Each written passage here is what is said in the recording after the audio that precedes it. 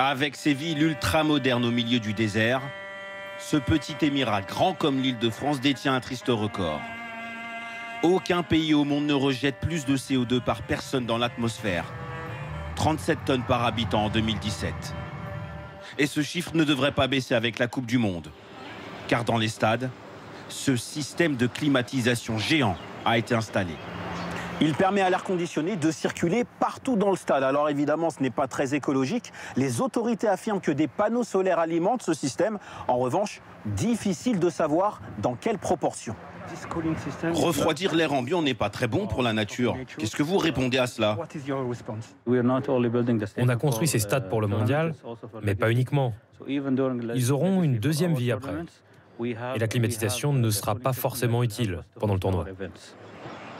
La compétition se jouera en novembre et décembre, au moment où les températures avoisinent tout de même les 25 degrés la nuit.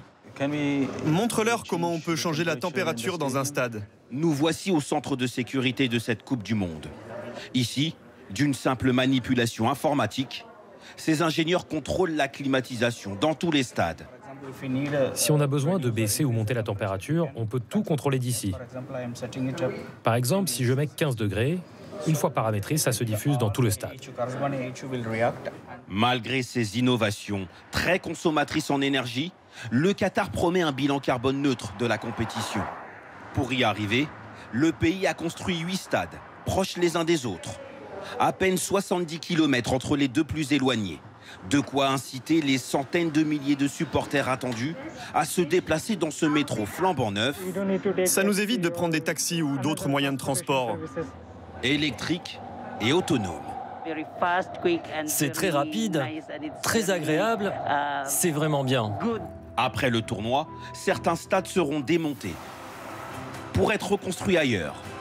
C'est le cas de cette enceinte, réalisée avec 974 conteneurs maritimes recyclés. Il pourra être complètement démantelé et grâce à la manière dont il a été pensé, on pourra le reconstruire avec ses 40 000 places ici au Qatar ou ailleurs dans le monde. Cela prouve notre engagement pour la planète. Ce jour-là, après notre visite, des journalistes du monde entier ont été conviés pour découvrir ce gage de développement durable.